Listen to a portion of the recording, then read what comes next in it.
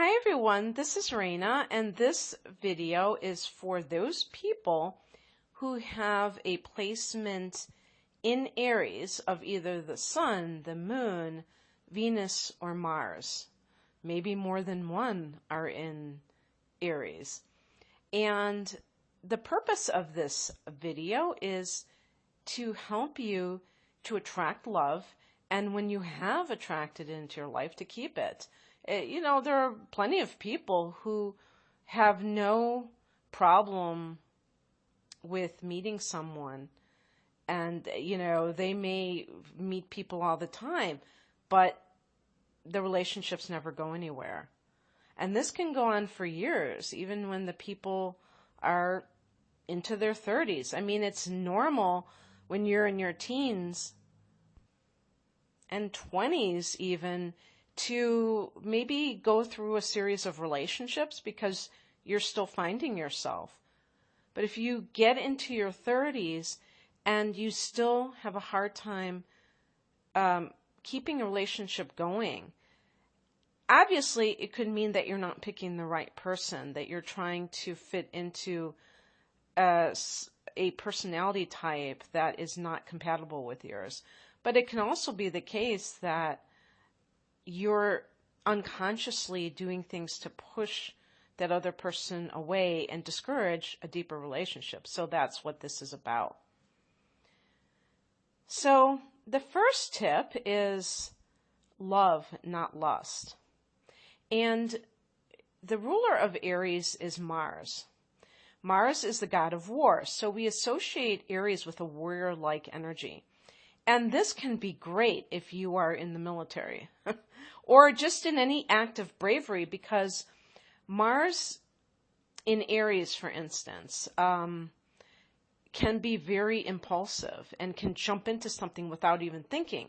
But I believe that for many people who jump into something without thinking, if other factors support their overall common sense, for instance, they can be incredibly successful in life because they are not overly cautious. They're not like fear-based. And I feel like if you look at the law of attraction, that is a big reason why some people seem to just really go for what they want and have it turn out their way more times than not, and others not live up to their full potential. Because, those types of people may be overly cautious and they're not sure if something's going to work out, so they don't want to stick out their necks and stuff like that.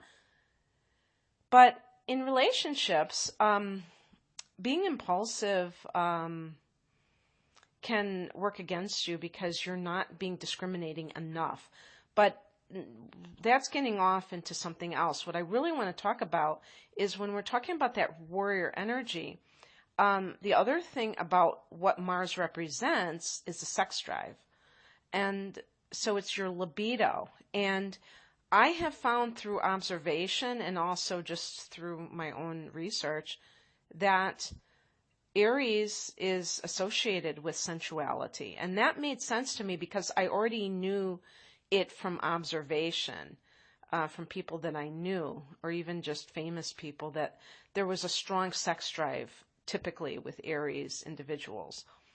And so if you combine impulsivity and sex drive, you get somebody who, instantly is attracted to somebody. They look at somebody as attracted to them and maybe wants to take it all the way, wants to go to bed with them right away. We're not talking about morality here. Just, make sure that you can differentiate between what I'm saying and somebody who's saying that's a sin to do that. That's not what I'm saying. This is about if it's going to benefit you. And remember that we are not our bodies, ultimately. And so when we are, driven by the desires of our body, primarily in life, that can lead to a lot of self-indulgence and just overall not being very kind of balanced with the spiritual.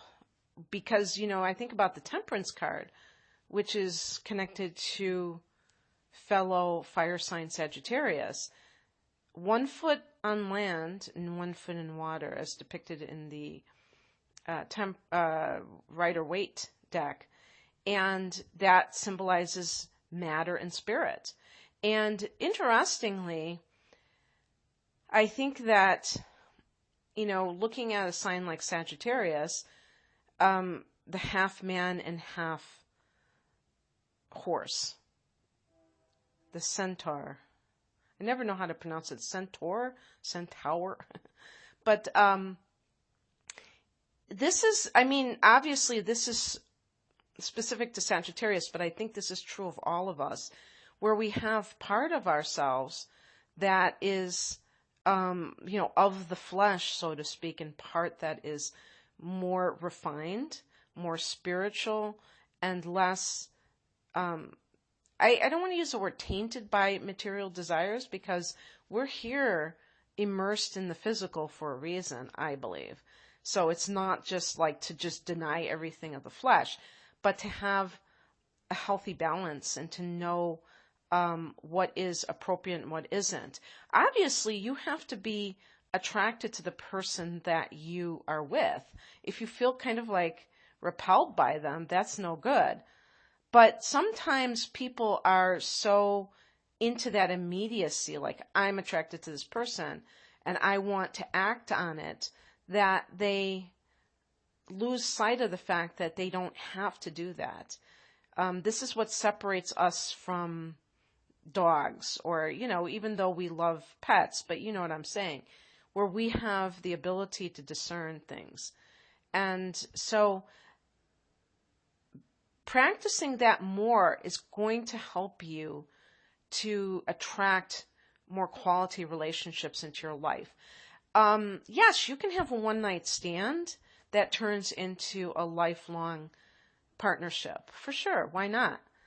But how likely is that to happen? What are your odds that that's going to happen? And it's much more likely, I am almost certain, that you're going to get into a pattern of one-night stands or booty calls or whatever you want, if it's like a friendship with benefits.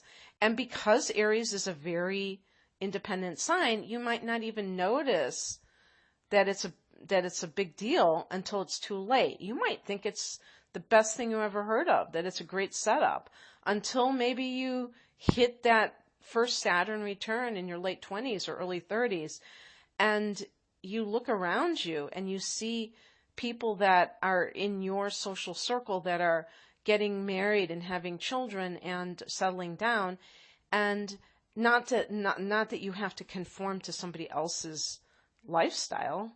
Heck no. But the idea that you realize that you have been doing this maybe because you've been celebrating your freedom, but it's almost become its own trap, and it's almost got you caught up in it. It's interesting that in the Tarot, lust is depicted in the Rider-Waite deck by this couple that is chained, and they're naked and they're chained, and it's like a compulsion. It's like an addiction, a thing that you find it hard to get away from, but it's destroying your life on some level, or at least severely impacting it, so that you can't have what you want. Because Aries people want love like anybody else, but you are a special case. You have special needs as a partner, where you need somebody who's going to grant you a lot of freedom, who is going to be lively, who's not going to be a stick in the mud, who's going to be like forward seeing and acting, isn't stuck in the past, is somebody who is very active. So even, you might work out and stuff like that. Maybe they don't work out, but they're willing to hike with you. They're willing to bike. they want to get involved with others, with causes. And these are the kinds of things that people sometimes don't think about when they're first getting involved. They're just so focused on having that relationship that they don't consider whether or not the person is a good match for them overall. For them. And that is so crucial. And so the second tip is be generous, but not right off the bat. I wrote these, I probably wrote these like at 2 a.m. I just had this idea and I thought, okay, I'm going to do a couple of these tomorrow. And so you're a very generous sign, Aries, and again, this can also apply not just to the sun sign. That's why I included the moon, which is your emotional nature, because that can come out, the generosity, just the same, especially if you are taken by someone, or taken with someone. And Venus and Mars, I also am including in this because Venus is how you act in, or, relate to love and your attitude towards love. And so sometimes, depending on what the Venus sign is, like, for instance, Venus and Leo, that could be very ostentatious in love. And it could involve material things, and Venus and Taurus. So if you're Venus and Aries, you may just be somebody who loves a lot of excitement in relationships, maybe even like a little bit of drama. But materially, you may be very generous with somebody that you care about.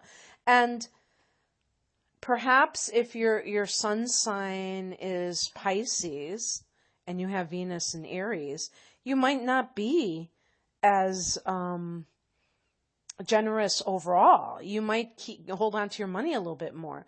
But in that one area, that's where your purse strings are wide open. And same thing with Venus, with the sun in Taurus. Even though Taurus is a sign that is very, I don't want to say indulgent, but somebody, someone who likes their creature comforts. Taurus can sometimes, I think, go back and forth, and sometimes they might hold on to their purse strings. And of course, we would look at the moon sign as well and what the upbringing was like. I mean, it's not just one aspect, but having Venus in Aries, you might be very generous and spend a lot on your partner. And the problem with this is that when you're first meeting somebody, first of all, it's not appropriate to, give somebody expensive things or to really shower them materially because you've just met them. So it's almost like if somebody told me that a person was doing that to them, I would say that was a red flag, that the person is trying to entice them into a relationship, and that the person might even be a narcissist or something along those lines, and not somebody that you want to mess with. So it's really one of those things where people assume that it's great that somebody is spending money on them, and they're not really thinking what they're going to be required to do to pay them back, let's say. And with you, I don't think that you're like that, where you're giving to get. But in a way, even, no matter who is generous, it's not uncommon for there to be some kind of agenda lurking behind there. And it may just be that you want to use that to demonstrate how much you care. And you feel like this is the perfect, way to do that, versus just maybe you think talk is cheap and this is action. And Aries is all about action. But, that could be like the most altruistic version of this. But some people are very manipulative, and they use money as a, manipulative tool, like a narcissist. does. So it can run the gamut. And so for those of you who are sincere when you're doing this, it might just be overkill. And that's certainly something that Aries is capable of, is overdoing things, is almost like also being very overbearing in a lot of ways. And this is just one more way that you can dominate, is through your ability to give, if you have the money to give. And that need for control might be lurking underneath the surface. Even though Aries, in my humble opinion, is one of the least likely signs to, get petty. If they are rebuffed by somebody, another sign might say, oh, well, I want my such and such back. I want that dress I bought you back because obviously you're not into me. And why should I'm going to, I still have a window of opportunity to return it to the store. Now that's pretty tacky, but some people, they don't care because they're just very stingy unless they think that they can get something for whatever their investment in another person through trying to buy their love. And even if you are the most sincere person in the world and you don't care whether somebody is with you, you just love to be generous, and it's really a pure thing. And I think that a lot of Aries people are very above board. All of these things that I'm saying might be if, let's say, you have the moon in Scorpio, or even any other water sign where manipulation, even if it's not meant in a malignant, like a negative sort of a way, it still may be your go-to way of trying to get your needs met. But in general, Aries is very sincere based upon their own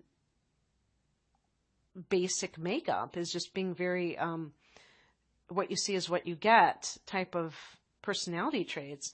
However, even if you are totally sincere and you don't get mad if you get rebuffed and you're just happy to be generous, you might attract somebody who is a taker, who, is looking for a meal ticket or what have you. And I typically don't like the term gold digger because I feel like it really slams women, when a lot of times women have had a hard time paying their bills, even because, let's say, especially if they have children, or, just certain things women, I'm not like an apologist for women. Women, are capable of bad behavior just like a man, obviously. But I do think that gold digger is a bit harsh sometimes because of just the way that things are in our society, but by the same token, I feel like you have to watch out for, I call them takers. It's not just about the money. It can be about somebody who doesn't really give of themselves to a relationship, but they are trying to extract from the other person. Because, one person may not have any money at all and their partner has a lot of money, and it doesn't mean that that person is using their partner for their money, and it doesn't mean that the person with the money is trying to buy affection if they shower their loved one with material benefits. But I'm talking about a longer range relationship, not something that just gets started, because then you attract those kinds of people into your life. I know an Aries person, and this person joined a dating service and was responding.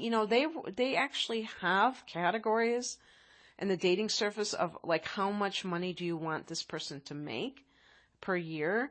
And the person who responded said, like, I don't know if it was like over $100,000 or something like that. Well, anyway, this person who responded to that ad then was all, oh my God, this person is a gold digger. Well, you knew that you had gotten involved with somebody who was looking for that. I mean, they were very upfront about what they were looking for. By the way, the person who responded was a Capricorn, interestingly enough. And Capricorn is very aspirational, looking to better their station in life. So they were unapologetic about, I want this amount of money, you know what I mean, from my partner, that this is what they make. And to me, there's almost like a refreshing honesty about that, because there's no hidden agendas. They're coming right out and saying it. But that means that that's something that is super important to them. So if the other person maybe stops making that amount of money or what have you, you have to be prepared that this individual will leave you, will have a change of heart, whatever, because it was all based on, that was that so important to that person, was how much money you make. And to me, that's foolish. To believe that this kind of relationship is something that is sustainable, and from a standpoint of being like emotionally nourishing. I think the only way it really works is if both people are rather cutthroat and they're so self-contained that they don't really care if the person that they're with loves them. They are more interested in their image. So I'm talking about that typical sugar daddy, gold digger relationship. And the man, especially if he's in the public eye and he needs like somebody to like boost up his ego, especially as he gets older.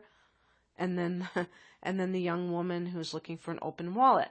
If she is so divorced from her emotional needs, then she won't necessarily feel lonely when her quote unquote husband is locked away in a room looking at porn instead of being with her, because he really doesn't have that connection with her, or just treating her like a glorified prostitute, having sex with her and then going back to his own private life and not, showing any true affection for her because he really doesn't love her, and she not showing it to him.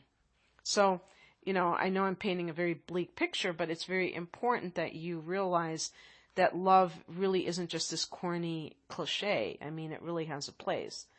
And then the last, but also saying that you have to set the tone.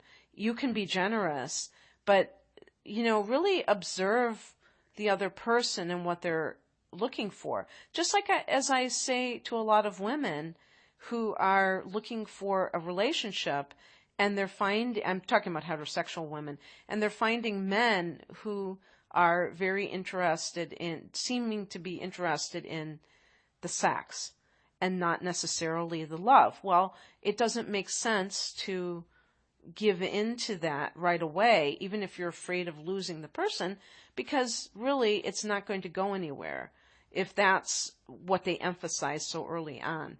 And I know it's easy for me to say because I'm coming from a vantage point of not being on the market myself. So I realize that I can just sit back here and say all these things. And in the moment, when you're experiencing a lot of maybe conflicting feelings, that it's not as easy as all that. The third tip is watch the tendency to be quick to anger. And I'm glad that I included Mars in Aries, because sometimes a person may have, let's say, some other placement other than the sun, and the Aries energy comes through loud and clear, especially since Aries is such a powerful sign in its own right. I mean, it just kind of makes itself known. So, for instance, if you're somebody who is very, I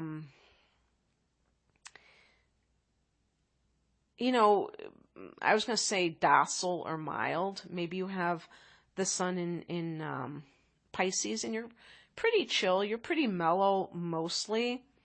But you have the moon in Aries, where you have Mars in Aries. Mars is anger. That was the other thing that I didn't mention, is that Mars is the way that we express anger. So it can be very immediate when a person has Mars in Aries. And again, this can modify some of your other placements. So if you have a sun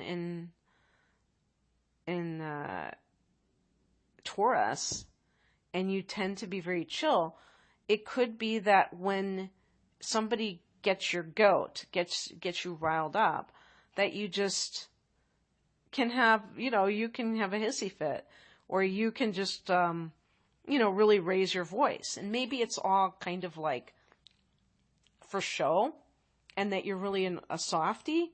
But for other people, this could be what does you in a relationship. So just like I said before, once you attract that relationship, if you have some of these bad habits, and this could go back to childhood where you felt very, constantly under barrage attack, and you had to defend yourself in order to maintain a sense of self, maintain dignity. And so you're just kind of like the scrappy fighter. But the thing is, it's like everything is in a battle in life. And that's another thing that I find with people with a prominent Aries, is that sometimes when everything is going fine, the Aries person, they need that kind of drama, or they think they do. That's the problem. They really don't.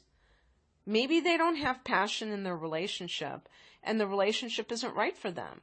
They may be involved with a really sweet person who isn't the right person, and this can be hard for people to understand, that you can be with somebody who is really a sweetheart, but they just are not the right person for you overall. There's something that is incompatible in your basic views on life, where you're going in life, and that always creates that clashing. And then you have some kind of a disagreement, an argument, it gets heated. So it's important to learn what your triggers are, and also, again, not to be so reactive, not to treat everything like a battle, because if you're with somebody who's pretty gentle, that can be like very traumatic for them, especially if they, came from a childhood. Maybe they had a parent who was very angry and threatening, or worse, or abusive. And they see you, and even if you're somebody who wouldn't hurt a fly, they may not feel that way. It may, that term trigger is so overused these days, but there is a grain of truth in it, that especially for victims of abuse from an early age, it's sometimes on an unconscious level, and they don't realize what their triggers are until, and I'm talking about on both sides, you and the person that you may be venting on. They may have come through horrendous abuse, and just raising your voice or screaming, even if that's all it is, to them, that's a deal breaker. And then you wind up alone again. So, whatever it takes to get your anger issues, if they exist, this isn't going to be true for every Aries person, but it's true enough that I felt called to mention it. Get it under control. Maybe some people seek conventional therapy, and they find a lot of therapeutic benefit in it. That it's simply kind of like trying to find what the origin of this is. Because, Eckhart Tolle talks about the pain body. And the pain body is like it's an entity unto itself that is connected to what has happened to you.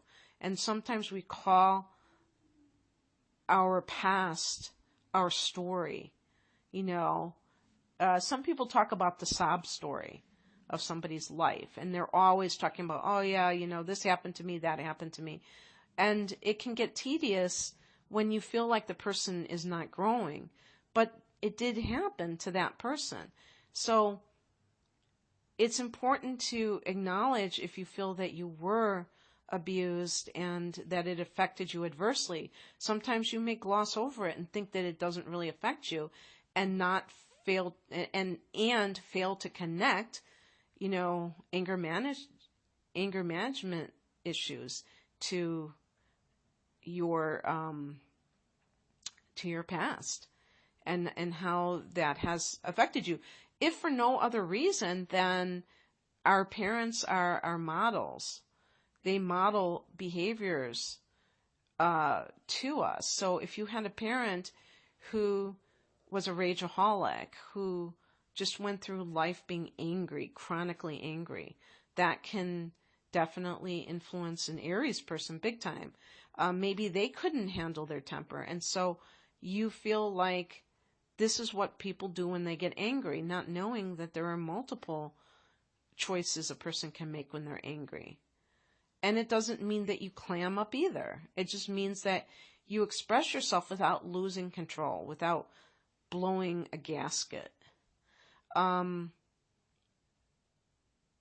being able to be more mature about it. Because sometimes there can be an immaturity to Aries, like a little toddler having a tantrum, not getting what he or she wants, and then pitching a fit. That's life for you. Sometimes you get what you want, sometimes you don't. But you get what you need, according to the Rolling Stones. So there you go.